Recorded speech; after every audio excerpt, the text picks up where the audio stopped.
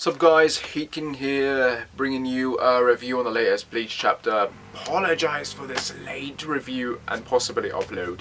Hey, I'm working now, okay? And the review, the chapter itself came out like way too early than expected, so that kind of screwed up my schedule. But yeah, this week's Bleach chapter, was it cool? Was it amazing? Was it rushed? Well, for starters, it was rushed. But on the other hand, it was pretty cool actually. A lot of things happened that progressed the story in a massive way. Kind of gave us hints of what's to come next. So let's start with the first part then. Aizen versus you watch. Holy crap, that was so unexpected. I mean, who saw that coming, right? Who here predicted that you watch was going to meet Aizen? Like, no, I don't think anyone even thought that would happen. No one presumed here that the last part of this final battle would involve Aizen. I mean, I'm so happy that's the case, because on one hand it just means that this final battle is at least it's at least going to be something interesting with Aizen involved now. So that's kind of cool, and it also kind of makes sense now why you watch went to Aizen, because he's obviously there to get the Hogyoku. We don't get a confirmation of that's what you watch wants, but it's pretty obvious that's why he went to Aizen in the first place. But man, that opening panel, man, like, oh, I didn't expect you to be here. I didn't expect you, after the last conversation, to see you again, or something to that effect. And then him just saying, just strapped in that chair, being all badass and cocky, like, welcome to my soul society, mine soul society. It makes sense. It makes sense that it would be his soul, because all the captains and shit are up there on the at the palace, in the palace area. So they're all up there, and Aizen, he's strapped in that chair, and he's down there in soul society, and he's the only one. He's the only soul reaper powerful enough left there in that area, in that to protect it from you watch.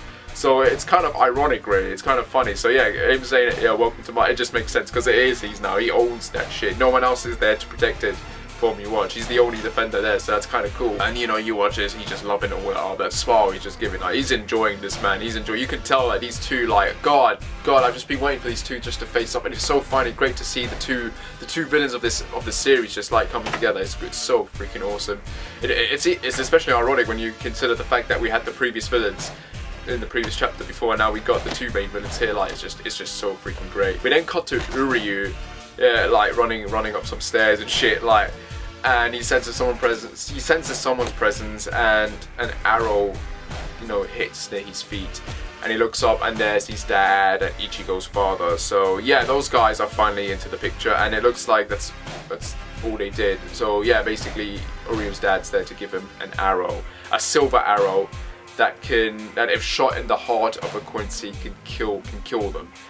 This arrow was made from you flash back to a panel from a previous chapter, and now that chapter makes a lot more sense now, because this arrow was made from the corpse of Uryu's mother. If you remember that previous chapter we had a few months back, where Uryu walked in on his dad operating on his wife's corpse, basically after she had died, after you watch had taken her Quincy powers and she died in a coma.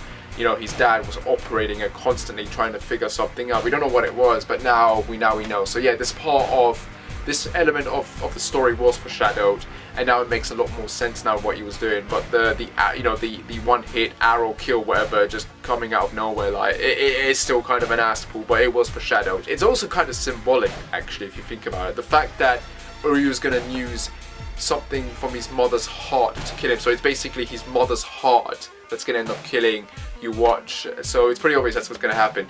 What I'm curious about is the fact that Ichigo's dad is there as well. Why is Ishan there? I mean, what role does he play of being there? That's got me thinking, what if the arrow wasn't just made from Uryu's mother? What if it was also made from Ichigo's mom as well?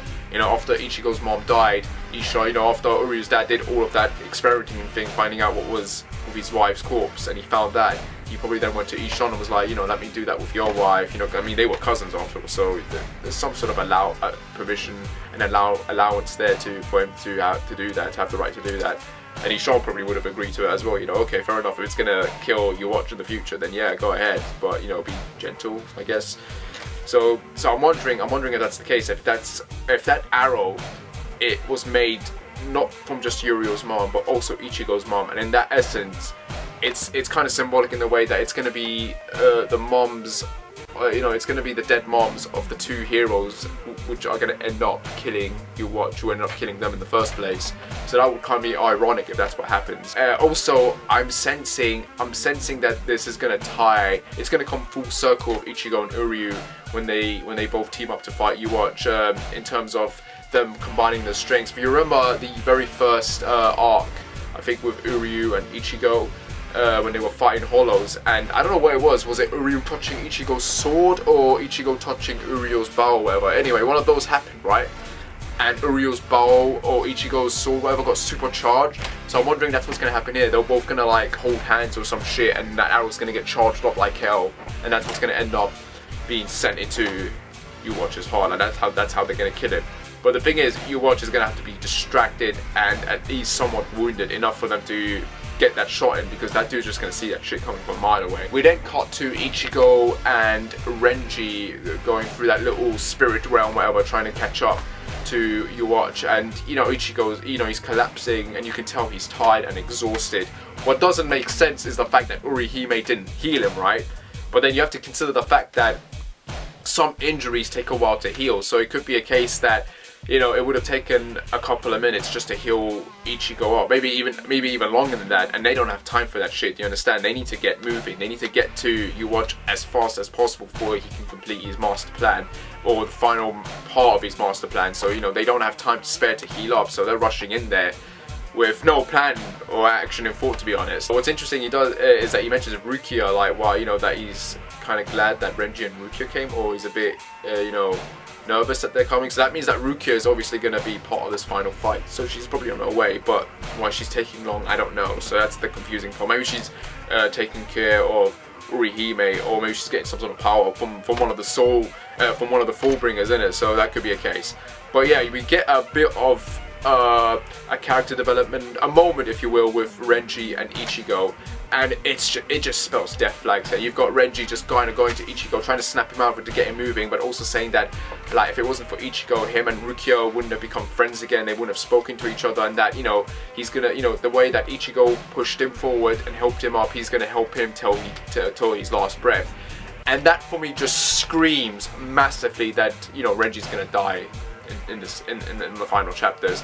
And that final cover for volume, I assume that volume 74 cover is of Renji. I mean, that is the final cover, isn't it? In which case it makes sense now, because if Renji's gonna die, then that cover now screams a sort of rest in peace, farewell kind of image to me now. We then cut to the last part of the chapter, which is Uwatch breaking Aizen free from the goddamn chair. That chair is dead. Now, a lot of people are going like, oh, rest in peace, chair sama, or whatever. Like, who the fuck gives a shit about the chair?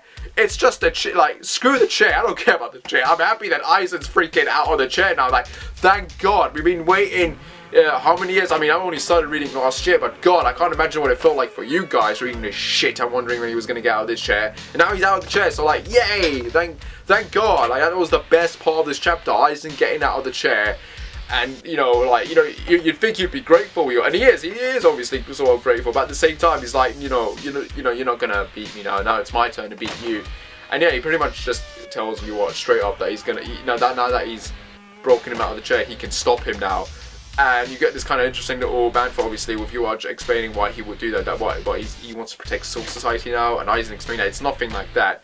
It's just that he doesn't want to be controlled. He doesn't want anyone above him giving him orders. And yeah, that's Aizen for you. That kind of makes sense. It's one of the reasons why Aizen refused to join Uwatch's Gen writers and shit, or become part of his army. Aizen doesn't take orders from higher ups. He takes his own orders. He's his own boss, and this dude wants to become the Soul King, I imagine. And Uwatch is right there for the taking. So yeah, Aizen, he's no one's bitch, but he's his own boss and his own captain, his own god, if you will. So he's gonna do what he's going to work for himself. He's not going to let anyone order him about. So this kind of fight, this conflict, this face-off makes a lot of sense in terms of Aizen's character. That said, I'm hoping we get some sort of backstory for Aizen's character. We get some sort of understanding for his motivation, because so far we don't know shit. And if the rumors are true that the manga is actually going to end in 10 or 9 or 8 more chapters, then hopefully we'll get one chapter explaining Aizen's backstory, because we really, really need it. In terms of Aizen's backstory, I'm just gonna throw this prediction out there because I've had this theory for a while now, and I've always said there was something about Aizen that just didn't feel right. I mean, why do all of this crap, right? And obviously because he wants to be the boss, he doesn't want to take orders from something like the Soul King. But what if it's more than that? What if Aizen used self-hypnosis on himself? Has anyone ever even suggested that idea before? Like, what if he used self-hypnosis on himself? What if originally he was a good guy and he found out something, maybe he saw the future, and the only way to prevent that was to make himself a villain, and he used self-hypnosis on himself? I'm just theorizing here. Speaking of self-hypnosis, if you guys remember the first time, Aizen talked with Yhwach, he messed with his perception of time.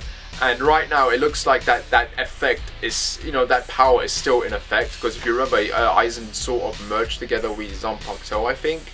So he's got that ability to use of his own free will without having to hold a sword now. And what's interesting about this, the reason I'm saying that he's still using that power is because Ichigo and Renji end up appearing at the very end of this chapter trying to hit Yhwach. And Yhwach, obviously, he can see the future, so he predicts this shit. But he states how quick they got here. So that for me makes it sound like Aizen was still screwing with Yhwach's perception of time, and that time sort of sped up while he was releasing Aizen from the chair, and that's why Ichigo and Renji got there quick, because time sort of slowed down for Yhwach while he was confronting Aizen, or sped up, I guess. What happens here though is that Renji and Ichigo get knocked away. Obviously, they're not able to do shit. Instead of landing a surprise attack, they just come charging right in like idiots. And Ichigo's sword ends up getting cracked. Not broken. Everyone's saying it got broken. It didn't break, okay? It didn't break. Ichigo's sword didn't break. It got cracked. Yhwach wanted to break the sword, but Ichigo got lucky and it didn't break for some reason. And that's obviously to do with Aizen. Aizen is using his powers. His powers are in effect here, obviously. And he's messing with Yhwach's perception of time, and he's using illusions or something like that, because he failed to break Ichigo's sword completely, and he's only managed to crack it. And Ichigo already, he's looking depressed as hell already. And I'm starting to think that sword, when it's broken, is it represents Ichigo's attitude of hope or despair. So I'm thinking that's sort of tied in with his sword, because I think his soul might be tied into it. I think the same thing that kind of happened with Aizen Zanpakuto is sort of happening with Ichigo and his Zanpakuto, maybe. It could be a case of, if it's broken, then Ichigo's going to be despaired, and if it's healed, then he's going to be confident, because now it's like part of him. So that's what I'm thinking is going on. I think that's kind of the symbolism that's being shown here. So hopefully he won't go into complete despair, but because if that shit happens again, like, it's just going to be very, very repetitive. I mean, his sword, how many times has he broken his sword now during this final arc, right? We've got the final battle now taking place between Aizen and Yhwach, which is going to be freaking awesome to see. Hopefully we get Aizen's backstory. If it's only going to take one chapter, right? So hopefully Kubo's got something interesting there. And then you've got Renji and Ichigo in the middle of this. You've got Uryu with an arrow that can kill Yhwach, on his way there. You've got Rukia obviously about to come into this fight as well. Renji, again, death flags surrounding him, so it sounds like he's gonna die. And also, I want to point this out, Kubo, early on when he was doing this arc, said that we would get Aizen's backstory and he would play an important role. It looks like he's going to play that important role right now in this final fight. And he also said that Rangiku would play an important role. And so far, Rangiku has been missing. I mean, we haven't seen her for a few chapters now, ever since her and Hitsugayu got healed up. So I'm starting to think that maybe Rangiku is going to be involved in this final fight as well, because she's got some sort of connection with the Hogyoku. So that's going to have to play some sort of role. So yeah, those are my predictions. Renji's going to die, Uryu's going to come in, Ichigo and Rukia are going to team up, and they're going to pull some shit to injure Yhwach along with Aizen's help. Uryu and Ichigo are going to power up, and they're going to shoot that arrow into Yhwach, killing him, and then we're going to be left with Aizen. Hopefully he won't get killed off, because if he gets killed by Yhwach, that'll be bullshit. This dude needs to live, and hopefully I wouldn't mind seeing him survive and become the Soul King. Hopefully there will be some sort of explanation for his evil douchebag ways and psychopathic ways. Hopefully that will be explained. So, and obviously Rangiku playing some sort of role in this final. But yeah, this chapter did obviously feel sort of rushed, but at the same time, you can't blame Kubo for this. In the end of the day, he's being forced to do this. So you can't blame him, and you know, he did it in a decent way as well. But hopefully next chapter it's gonna be better and not be as fast paced, because again, Bleach chapters, man, they're always so fast paced and I just want to take my sweet time with them, you know. But yeah, this was a decent chapter and I can't wait for next week. So yeah guys, as usual, like, subscribe or whatever, and I shall see you when I shall see you. Take care and bye.